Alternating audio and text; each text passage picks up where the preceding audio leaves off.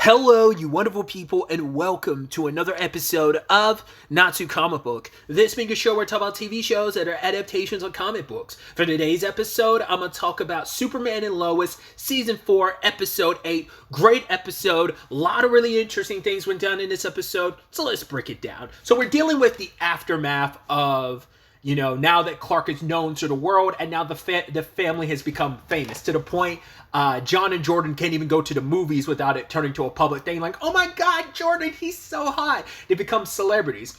I love there's this continuous running gag in the show about like Jamie Kennedy friending them or contacting them. I'm like, why specifically Jamie Kennedy? Does someone on this show like have a connection to Jamie Kennedy or something? I just thought that was so interesting. I'm like, yeah, there's like a multitude of celebrities you could have picked. Like, why specifically Jamie Kennedy? I thought that was just so interesting. Nothing against Jamie Kennedy. It's just like, I was like, oh, that's such a very specific pull. Just thought that was so interesting. But anyway, so like I said, maybe it's just because like someone on like associated with the show is friends with Jamie Kennedy, and that's why they name dropped him like 3 or 4 times. But yeah, it is that complicated thing of that, now you're celebrities. I mean, once again, they knew like, yeah, our entire life is going to change. Our world is going to be turned upside down because this secret has been kept for so long, and any form of normalcy, it's kind of out the window. It's interesting how you parallel that with everything with Nat too, because she wants a normal life, and John's still trying to give that to her. He's like, hey, like what we do right now working for the DOD, it's a lot. Like you won't really be able to have a normal life. Like, I thought this is what you wanted, but if it's not what you want, let me know. She's like, no, this is what I want. He's like, or do you only want it because it's the last thing you told your grandpa that you would see this through before he died? She's staying out of obligation to him. Like, right, she does like to work, but it is that thing of like that superheroism of it all. It's like, right, how do we have a normal life? Is it even possible? I mean, Clark did it for so long, and it's just, even that came with its sacrifices, as we learn. And so now becomes the thing of, well, how do, they saw how Clark handled it. How will they handle it, especially now living in a world where they don't have that normal, like, everyday life thing to some extent, because, right, like, they're teenagers and their secrets known to the entire world. So it's going to make a very different living experience in comparison to their dad. But he also had the benefit of, well, if you're going somewhere, people always, well, you're off saving the day. So I know, like, whereas Clark, he couldn't expose the secrets, so it always just seemed like he always came up short in comparison to everyone else, in people's lives. And it's just like, oh, you can't count on Clark Kent. He's going to kind of let you down to some extent. So there's that element to it, especially because of the whole fame of it all. Now Candace is getting harassed. Like, people are leaving very nasty comments. I feel like it's probably kind of like almost like it's kind of like that celebrity thing of like, oh my God, this person, like, wait, this, like, let's use K-pop, for example, because it's a great example of, wait, you're supposed to not have a girlfriend. You having a girlfriend could blow up your entire career, or you just having a significant other. You're supposed to kind of remain, like, that's how the K-pop system works. So you're just supposed to remain clean cut and just not have any like attachments. That way you, like, your fans can feel like, oh, or at least imagine it, I'm that person you're singing to or singing about, yada yada yada, right? So I guess there's a little bit of that of like, oh my God, you're a Superboy, like how could he be, like, we don't know the specifics, but the internet's the internet, and when the internet gets interneting, like when people have anonymity, they can say some very very very very foul stuff. So I could see it being a thing of like, oh, you're not good enough to be with Superboy. Like, I can't believe he's with someone like you. But also, it's just kind of the weird thing of like, I'm just a normal person. Reporters harassing me at work, literally being like, yo, I will pay you to talk about what it's like dating Superboy. It's like, I mean, celebrities have to go through that too, when it's like, yeah, your dating life kind of becomes like public speculation and just other people getting your business. That's why I try not to, like, when I find out celebrities, I'm like, oh my God, they're dating. That's cute. That's cool. And I move on. I never go like, ooh, what's the relationship like? I'm like, nah, good for them. I'm glad you found love. That's all there is to it. But people can be weird. So it is that interesting conundrum they found themselves in. And, but Nat and Jordan are there for Jonathan. It's like, yo, go see Candace and talk to her, And it's like, they managed to work it all out, So I thought that was beautiful. So, it's going to definitely be a complicated situation going forward, but that is kind of it's like, right, we'll kind of take this one step at a time, because now being outed to the world, it's like, right, it's a new thing that it's not just Candace figuring it out as just a regular person who's dating a superhero, but also Jonathan and Jordan as the children of Superman, but also superheroes in your own regard. Like, like they're enjoying, they're like, oh my God, the fame of it all, but it also is kind of like, it's kind of weird and creepy. So you're kind of immediately getting the whiplash of like that, not even 15 minutes of fame. You're going to be famous your entire life because of who you are. Once again, you're you are the only superheroes on this planet aside from, John and Nat, who still have their anonymity. So either way, at the crux of this episode, it revolves around Lex. Now, I was looking when he was from behind, I was like, is he clean shaven? And he turns around, I'm like, yeah, look at the boy clean shaven in a suit. Because up until this point, he kind of looked like a biker gang leader. But now it's like, yeah, he's got to fit this role. And Amanda's got her own plans about kind of making this all come unravel and turning everyone against Lois. Going to this very, like, I guess, I don't know if controversial, but Lois definitely looks at him as kind of controversial guy. Was it Gordon Godfrey, or just, we'll call him Godfrey because I can't remember his first name. Because I saw his name in the credits, I was like, wait, Tom Cavanaugh? I was like, Tom Cavanaugh? We're getting a final appearance from Tom Cavanaugh, kind of in something Arrowverse related, even though it's it's in the multiverse of the Arrowverse, but still. I was like, wait, is he playing some version of Wells? And it's like, well, he has a different name in this, but still, he's this world version of that character still. But he, it's interesting. He's a reporter, and I mean, HR was like a, was it HR I'm thinking of? There was the one Wells that wasn't really a scientist. I think he was just kind of like a poet or something, right? If I remember correctly. So, yeah, I just thought that was just so fascinating. So I was like, and he's kind of a scumbag. Kind of, sort of, like, he's just one of those guys who has, like, I'm not going to draw the, like, Alex Jones. I had to Google that because I could not remember his name. I think that's probably a good thing that Alex Jones' name doesn't immediately come to mind. But yeah, I'm not going to say like there's a parallel there. I don't think I'm sure you probably could draw some parallel. I don't follow enough Alex Jones to know, like, I know enough to some extent, but like I don't know if you could make a direct parallel. I don't know if it's meant to be a parody of that to some extent. Like, it doesn't feel like he's feeling that void necessarily, but I do feel like more I sit on him, more I feel like I think you could draw some parallels. But either way, tangents and all that aside, he's kind of like got a big reputation, big audience, and it seems like he does stuff to be a little salacious and tries to pretend like, oh, I'm coming at this from a journalistic standpoint. But I think it's kind of that thing of like, no, me, Lois Lane, true journalist. You're kind of, I won't go as far as saying fraud and a hack, but you present yourself a certain way, but that's not who you are. Because he tries to be like, he comes off scummy, but it's like Tom Cavanaugh plays that like slick scummy so well. But yeah, it's just kind of like I'm here to be the middle person because Lex is, shaving his beard, like just kind of like how you would in court. How like, right, you want to seem like, there have been people told to like, hey, wear glasses, make yourself look a little more plain, because if you do, then it's going to make people maybe a little more sympathetic to you, and you want to seem clean shaven and all this other stuff. You want to seem respectable because you don't want to give off the image, the biker gang leader image that you've kind of given till now, the very rough and tumble aesthetic you've had. So it is a situation of Lex is on air spewing his lies. He's like, yeah, I came to Lois after I got out of prison. He's like, yeah, I was locked up for 17 years. So it's like taking this narrative of like everything and turning and twisting it like yes, there is truth, but you're obviously admitting certain things of, oh yeah, like he's like, I went to Lois just wanting an apology. It's like Lois has apologized on multiple occasions about, yes, I got it wrong. Doesn't take away the fact that you've done other terrible things that you've gotten away with. You just didn't do the one thing that got you locked up for 17 years. There was a recording, and he's like, oh, trying to say she knew Pia for years, even though she only met Pia last season. So it's like, oh, the only reason why she told the truth, she didn't tell the truth out of integrity, because Godfrey tried to be like, well, yeah, she might have sent you to prison. Ironically enough, she's the one that published an article that exonerated you. He was like, yes, but that's only because Pia basically exploded, exposing her powers to the world. So Lois, to kind of get in front of things, kind of had no choice. So painting this narrative.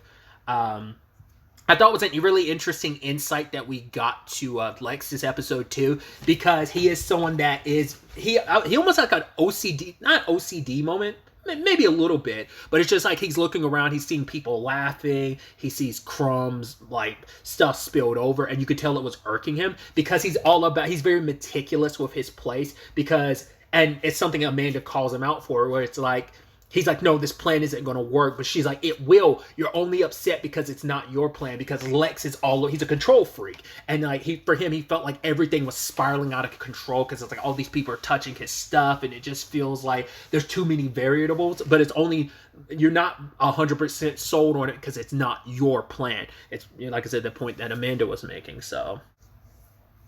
But yeah, the whole point was to set up this debate between Lex and Lois, and Clark had to tell Lois repeatedly, do not do this, because obviously he's just trying to provoke you. He's also going to be putting you in a position where he's going to put you on a platform, Godfrey's, and also it's going to be set in his house, so the plane, he's going to have home field advantage. Every time we think we've got Lex figured out, when he's gotten quiet, that's when he blindsides us with something we don't see coming, so we need to be prepared. It's like rebuttal, article-wise, but Lois is like, fine. He's like, and I will proofread. She's like, what, for spelling mistakes? He's like, for profanity, because she's like, all right. And then he still reads it. It's like, there's still a lot more cussing in this compared to even for you. And she's like, what? I had to kind of get it all out there immediately. So I thought that was funny. But yeah, I mean, it's understandable because once again, Lois is being. Because, I mean, the same thing happened in season 2 as well with the whole Allie thing. Like, Allie questioned her validity as a reporter and stuff like that. And I do like that someone had brought this up. I don't think I talked about it last episode. Someone I was watching last episode talked about how, they were wondering how Clark being out there, how that will reflect upon Lois as a reporter, and they do play into that this episode. Especially Godfrey leans into it because it's like Lois has been the person who's championed, other people have reported on Clark, sure, but she's the one that's kind of gotten the exclusive. She's always been the first one to report. She's the one that kind of helped build the reputation of Superman being the hero that he is, even though he's proven himself time and time again over these past 20 years. But Lex is doing what Lex normally does and tries to ostracize Clark. I mean, we've seen the same thing happen. I mean, once again, plenty of Superman-related material has played into this storyline because it's a part of Lex's repertoire. But obviously, the most recent version that's kind of done this is My Adventures with Superman. They've kind of tried to turn people against Superman, and actually successfully did in some capacity. So it's kind of in a similar vein. But once again, because Lex is instigating stuff, there's someone who threw a brick through the Gazette window, which I love. Clark grabbing the brick and then covering Lois so she doesn't get hit with the glass. I was like, oh, that's stuff like that's so dope. But even then, it's like, yes, we both know that it was someone put in the crowd by Lex, because this is home field advantage. There's no way who knows how many of those people are outside the Gazette. No, because the townsfolk aren't going to harass and be around Lois like that. That's people who specifically came to Smallville knowing that Clark and Lois live here, so those are out stuff. But most people wouldn't do that. But it's people planted in a crowd just to steer stuff up. But for Lois, it's yeah, but we had this situation with Candace's dad last episode. Now this, it's I need to nip this in the bud and deal with Lex. I'm going to debate him and shut him down. I could easily tear him apart in a debate. So she wasn't too concerned, but it's underestimating Lex typically does not work out for you. It's happened multiple times throughout this season. You constantly think you're prepared, and like Clark said, you get blindsided. But because of that whole situation, you had John kind of noticed. He was like, yeah, you kind of got to that later than you normally would have. He's like, what are you talking about? It's like, yeah, you only heard the brick when it was crashing through the window. And he tells John that, yeah, my hearing isn't what it used to be. In fact, I'm losing strength. I'm not as strong as I used to be. And so it turns out, because of his physiology as a Kryptonian, a human heart can only go so far. And so because of that, he is he has the heart of like a 60-year-old man, and it's starting to wear on him. And now, not only is his hearing going, not is he losing his strength, eventually, as he talks about later on, he will die. Like, obviously, like, I don't know how long a Kryptonian typically can live in the DC universe, because I know Superman 8, once again, like, they've even set it up in this continuity, he does age slower. Well, not just in this, like, they set it up in Supergirl, the whole aspect of, like, the Kryptonians age at a slower rate than humans. So, Clark was probably going to look like, oh, like, 20 to 30 something. Him and Carl will look 20 to 30 something for a very, very, very long time. Probably, once again, I doubt they have the same, like, lifespan as a Viltrumite, but you know, so I don't know what the exact, but like Clark probably has, like, it's like, ultimately they're like, I might have the same amount of time your grandpa naturally would have, or I might have even less time. So once again, this goes back to that conversation I keep bringing up of, I'm curious how much of this is stuff they originally had planned for season 4, and how much is it stuff that they had to scrap and restart. Because I'm like, the notion of, like, living in a world where Superman is getting weaker and weaker, that is an interesting storyline that it would be so dope to kind of explore and kind of live with. It's a weird reference to, not weird, but it's a interesting point of it. God, the point I'm trying to make, it reminds me of Bleach. There's a filler arc which I really liked in Bleach. If I remember correctly, it's where the Zombok toes, like, basically come to life. It's like the second to last arc in the original anime, not counting the 1,000-Year War.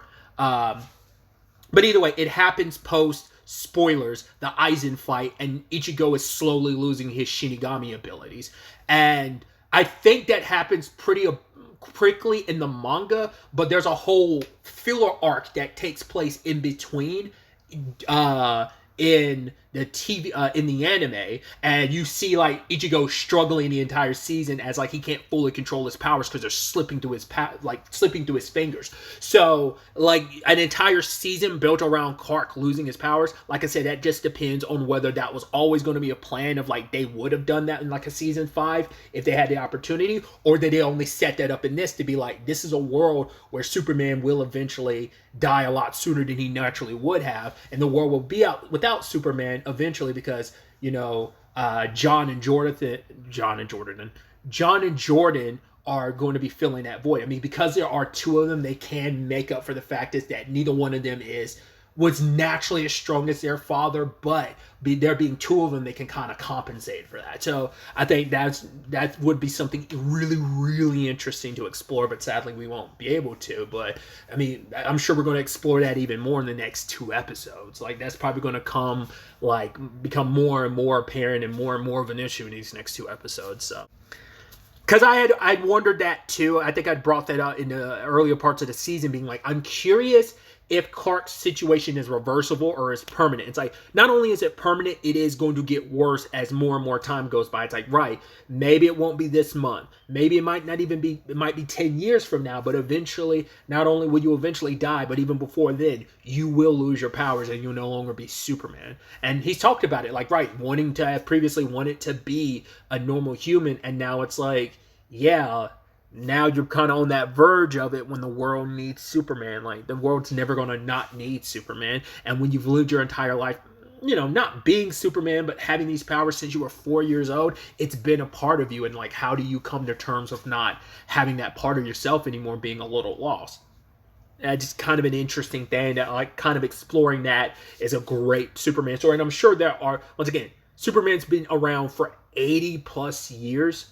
Like, well, probably like 80 and a half years at this point in time, because I don't know what anniversary it is. I remember, like, the 80th anniversary, and that was definitely a couple years ago, so we're probably like 84, 85, something like that. I'm sure those storylines have been done at some point in time in the comics, considering how long Superman's been around. So I also, really quickly, I love the whole notion of, like, well, because the world knows Clark is Superman, no need to pretend by driving around anymore. Like, Clark is just, like, taking Lois places and stuff like that. Also, like, her appointment was this episode too, and it turns out that she's in the clear. No more treatments. She's good. Like, I don't know if that's like, okay, like the cancer's like completely gone, or whether it's like she's in. They never used the word remission, so I don't think she's necessarily in remission. I think it's just kind of like a. I mean, because to me, like, remission means it's still there, but it sadly could come back, versus it being completely gone. And I don't know if that's possible. Maybe the type of cancer she had, it was possible for it to be gone. But like I said, I don't think this is the same thing as remission. Once again, it could be my ignorance and misunderstanding of what, maybe my misunderstanding of what I think remission means. But either way, so she's got a clean bill of health, and all this is going down. So it turns into the debate, and, you know, Lex comes with some evidence. He has the whole, like, he brought up the whole, oh, me and Superman fought, and it's like, he like challenged me to a fight. It's like, yeah, but you accepted it and everything too. Once again, you want to warp the narrative. Like, he had this, I mean, he had it recorded for a reason, so he did always have plans to use it. I just guess he never thought that he'd use it in this type of way, like, you know. But it's like, yeah, he had it recorded and everything, because Lois tried to say, like, right, you had red lamps set up ahead of time. He's like, yeah, to protect myself. So Clark did beat up Lex, and it's seen on camera and stuff like that. But it's like, yeah, we kind of go out of our way to miss where Lex is kind of goading Clark. That Clark is saying, like, repeatedly, like, leave my friends alone, accusing him of the same thing Lois did. But it's just going to be like well, you're married, of course you're going to say the same thing. You're going to say he tried to kill Lana. Like, there's no proof of that. Especially because Otis apparently was found dead in his cell. Apparently he offed himself, you know, quote unquote. So they're kind of screwed in that department because they were counting on his testimony. That's also why Lois felt even more so like, right, I need to do this, because Lex just keeps getting away with stuff more and more and more. So, because he tries to say, like, sometimes things are what they are, or at the very least they appear to be. It's the perception of things. And she kind of threw that back at him with the whole, like, well, you did go to prison with Otis. Also, he has continued to work with you. And he's like, oh, do you have any photo evidence or anything like that of me and him being together? And she's like, yeah, but the perception, like, I forgot what the exact wording was, but she's kind of like, might not have the evidence, but it's kind of like the implied connection or whatever is enough in its own way, because he tried to throw the same thing at her. So, like, Lois was kind of giving it back to him.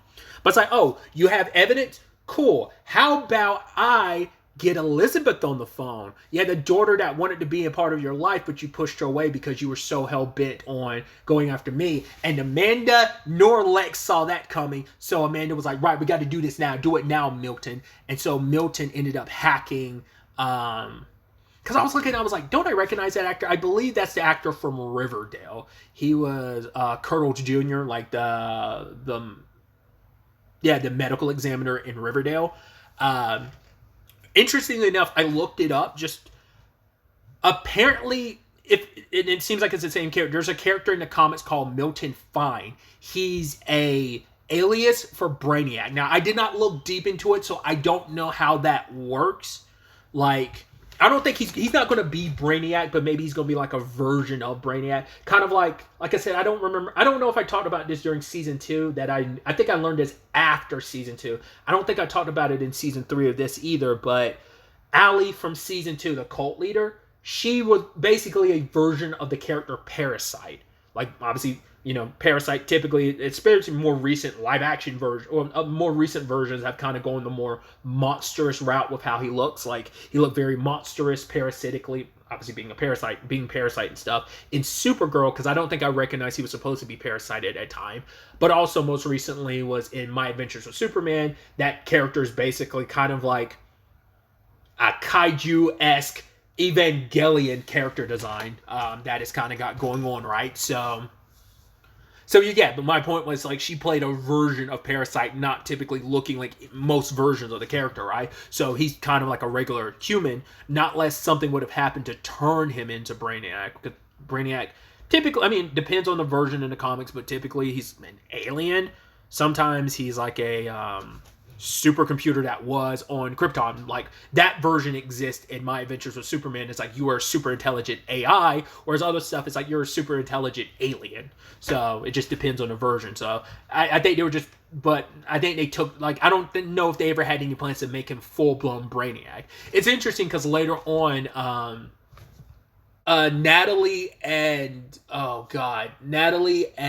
John Henry Irons were talking about a guy on their Earth, because they were like, right, the Lex they know isn't some like computer genius, which I think is interesting. I wondered, kind of saying like maybe this Earth's version of Lex isn't a super genius. Maybe he's smart, but maybe he's not like a super genius, or maybe like not a tech. Not maybe not when it comes to like engineering and tech he isn't. I don't know. Because I know that is a thing of like he is super intelligent all across the board. So I don't know if like he has any lapses in his genius, like where there's some areas he's like more of a genius in some areas than he is in others, or is he just a genius all across the board? Maybe that's a misconception, but I've always thought Lex was a genius. But maybe he isn't. Maybe he's very smart, but not necessarily genius level. But yeah, like they were saying like, oh, could he be like Gorman or whatever? And I was like, who? I Googled it. The first like Gorman or whatever that popped up was August Gorman from Superman 3, the Christopher Reeves, the Richard Donner movies. I was like, interesting. Like that's the character. I remember Richard Pryor being in one of the Superman movies. I have very vague memories. Like, I might have seen all 4 Superman movies. I just don't remember. I've definitely seen 1 and 2, I think, but it's been so very long. So very long ago. So I don't know. But I guess that's who I guess that was meant to be a reference to that character. I don't know if that's one of because that's what comes up first, makes me think maybe that character does exist in the comics, but maybe it's kind of a similar thing to like Chloe from Smallville. That character was introduced in Smallville and eventually became a character in the comics, like many others, like Harley Quinn, for example. It's probably like one of the greatest examples of a character starting off in one medium and then popping up in the comics rather than being in the comics first and then later getting adapted. So I don't know if the character exists in the comics at all or what, but like the first thing that came up is Richard Pryor's character from Superman 3. So I think that was supposed just to be a nice wink and nod, but like to being like, yeah, there was a version of that character on their Earth. But anyway, I went on this massive tangent. It was relevant to all that, but still, Milton hacks into John's suit and Natalie's suit. Natalie's suit goes after John and Jordan, while John Henry Irons is put inside of his suit and goes to attack Superman. And they use that as like, oh, just at the time Lois is about to bring up Elizabeth, this happened. So it's like, oh, this is all smoke and show, and Lois is doing this to distract, and Superman's trying to break up this good like debate. You know, he disrupted it because he didn't let the suit get close enough. It's like even if he did, he was just trying to mediate the situation because he heard it at least. But it's like he plays into a narrative of me. Oh my God, look, he also destroyed Lex's property in the process. It's like doing everything he can to stack stuff upon Clark. And luckily Clark was able to like damage the suit enough, but Milton took the suit off of John Henry Irons, and now it's like, okay, so Lex is going to have his suit in this universe. Because the suit was supposed to be, like, it recognized John Henry Irons as Lex. I forgot what the circumstances of. I think did this originally belong to Lex, or it was Lex's tech or something? Like, obviously it hasn't come up since season 1, but I don't because he was like first introduced. You're thinking like, oh my God, is he like this world's Lex Luthor or something like that, or is he Lex Luthor from a different world? Yada yada yada, right? But it's like, no, he's John Henry Irons, and so the suit's AI just thought he was Lex. So I don't know if, like I said, I just don't remember the full circumstances around that. Like I said, that was like a season 1, like early season 1 situation. So, but that's the sad thing. Well, Nat and John Henry Irons are now without their suits. And I even love that thing of Clark trying to go to space and, outside of Earth's orbit, trying to track this suit, but he couldn't because his hearing isn't as powerful as it once was. Previously, he would have been able to, but once again, just everything's compounding. And Nat's suit got melted because John and Jordan heat visioned it together. So the super twins doing their thing. But yeah, like just everything kind of fell into place for Lex and Amanda. They came out on top in multiple ways because, like, yeah, now they're the new evil power couple. You know, it's like, right, we both know, like, she's like, when you look at me, I know we both want the same thing. So now they've become a couple, they've become a team. He's a lot more trusting of her, and he also has, funny enough, he does have the suit. I mean, just like Lex and Supergirl had his suit as well. I was wondering if they were going to modify it, but I mean, it's going to be probably closer to what the one that Lex had in Supergirl. I mean, obviously it's going to look more design-wise like, you know, the one that it's they're not going to change it too much from what it's become for John Henry Irons and Natalie. I mean, they're still the one for John Henry Irons, so it's going to still keep that aesthetic. But I was wondering if it was going to was wondering if they were going to modify it to look more like, there's the version he has in the Injustice video game, kind of the mech suit thing. I feel like that version might be more traditional to the comics, where it's like a big hulking suit, but there's like no helmet. His head is exposed. I think he can put a helmet on it, but he can take it off and just his head is exposed. I feel like that might be more traditional to maybe some version of the comics, but maybe a suit kind of similar to this, and the one that was in Supergirl is probably traditional in some other capacities too. I don't know. I'd assume Natalie and John Henry Iron are going to try and build another suit. And I wonder, is this one going to look at least slightly similar to what still looks like in the comics? I wonder if that's going to be the case, or at least like resemble it a little bit more. I think it's going to be interesting.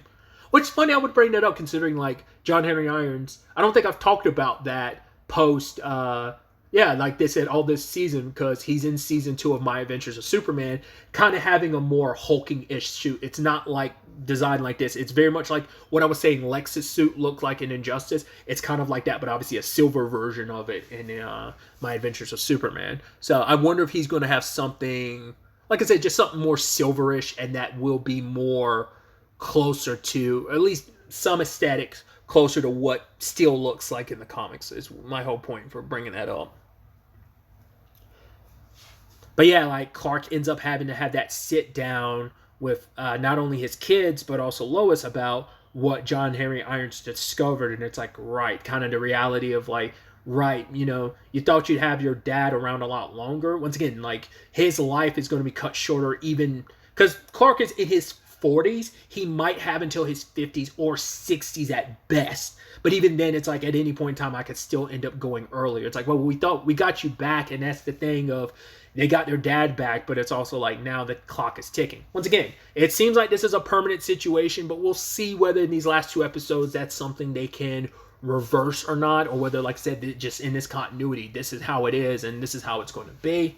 So it's going to be fascinating to see where all this ends up taking us going forward into the next episode, especially with this narrative going around about Lois and can she really be trusted, and is Superman really the person we thought he was? Because how can we really say that considering the narrative we've known about Superman is through the lens of his wife trying to create the legend that is Superman. So we'll see how that plays out. As I kept repeating, 2 episodes left in the series. It'll be interesting to see where it all takes us. But really, that's all I wanted to talk about. So the next time we meet, be happy, be safe, live life to the fullest, and enjoy it. Good day and goodbye.